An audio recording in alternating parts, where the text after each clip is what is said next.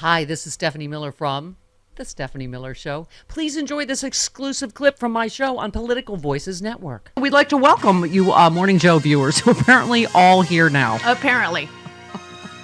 Wow! MSNBC loses half its viewers in the wake of the 2024 election. Morning Joe recorded some of their lowest numbers in years. They saw an almost 40% drop right after Joe and Mika went to kiss Trump's ass, which we've obviously been talking about this.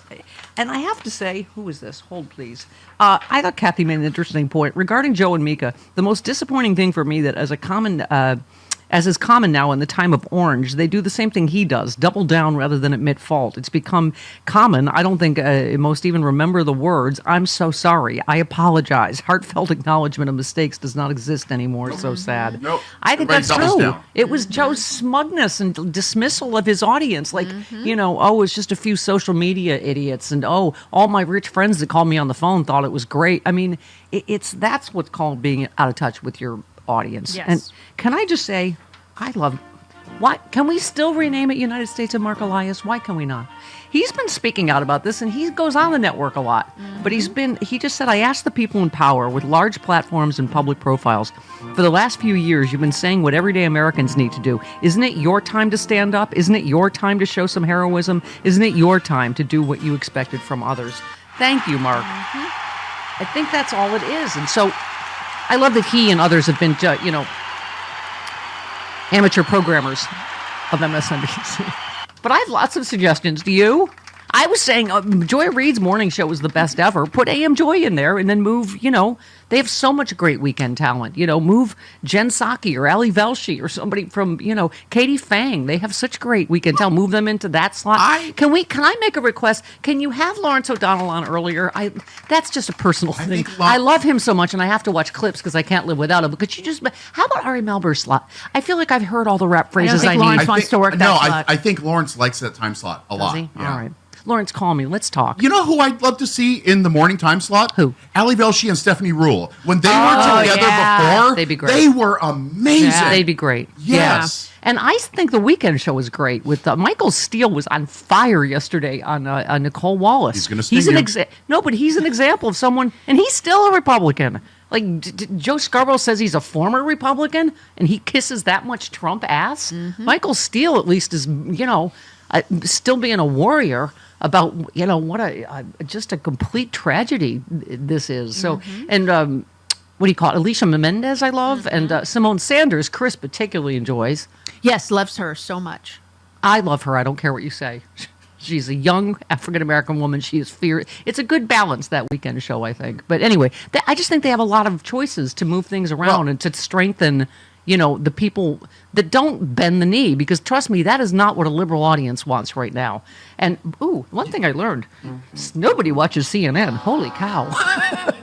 But they went so far right, nobody watches them. That's what I mean. There is an audience, obviously. If you think only 32% of America voted for Trump, there's an audience for a really robust progressive channel. And I just think, Morning Joe is obviously dragging down the whole network, and particularly right before they do the spinoff or whatever. Yes, I'm sorry. What? No, I was just going to say that I can't take you seriously. Your propeller is wagging at me. I like it. Don't move your head. All right, go ahead. Go ahead. I was saying that there is someone who has had experience in that time slot. That's true. That's true. Stephanie Miller. There is quite a groundswell for that. Yes. Meaning, a couple people on Twitter, a couple emails. We were there for 2 days. No, it was more than that, I think. No, it was 2. I thought it was 3. No, it was 2.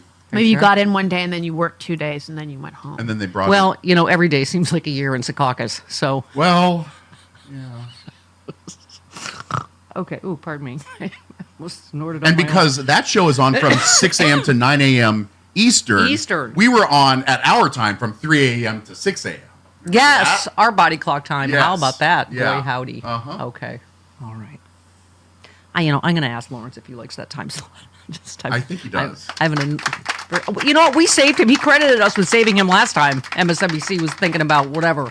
We have enormous power. I have an unbelievable inflated sense of self-importance. For nearly 14 months, a deadly conflict raged across the border that separates Israel and Lebanon. A conflict that began the day after the October 7th attack by Hamas on Israel. Thank you, President Biden, who now completes the most historically successful domestic and foreign policy presidency almost ever.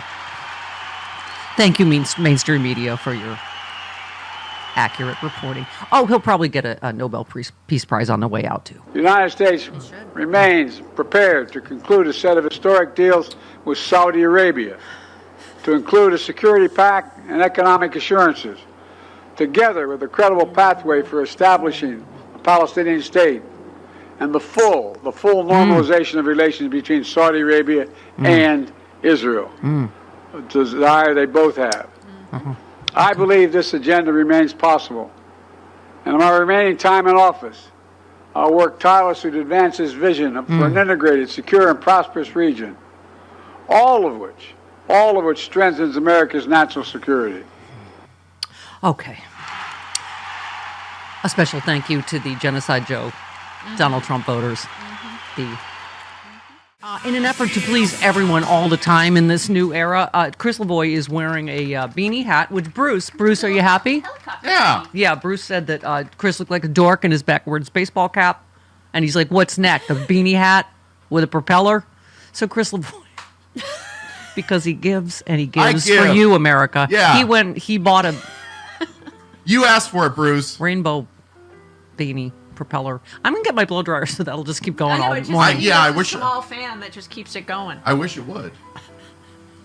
Yeah. Are you happy, Bruce? What else can we do for you? Help us help you. Oh, I did determine Tom. Hi, Tom. That calls me a bulimic ditch licker every day Yes. on Twitter. Yeah. He was referring to Cliff Schechter, I believe, when he called him a left-wing, was. bone-smoking Oh. bagel breath. Yes, he was.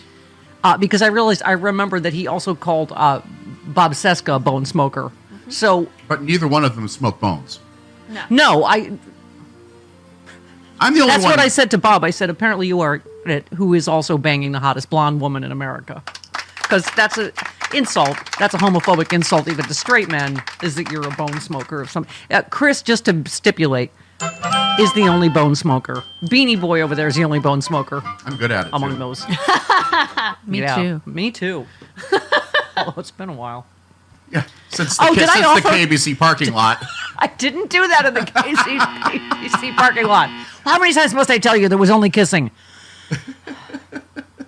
I mentioned yesterday that Lauren Boebert is on Cameo to give you for $250 to give you was on Cameo. tips. Oh, is she gone already? Oh yeah, the ethics committee had something to say to her. She's gone. She took Oh, it down. All right, then you know what? Come to me for tips on BJs and handy J's. I was really good at it because I was a Catholic girl because I did everything but.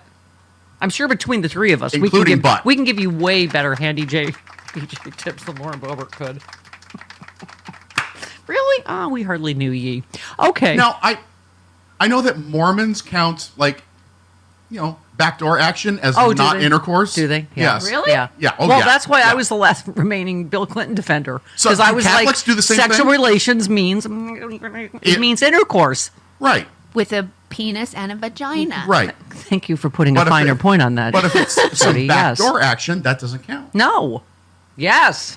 Yet they didn't allow See, gay people in the i.e. church forever. IEC Stephanie's college Italy story. Uh-huh. Okay.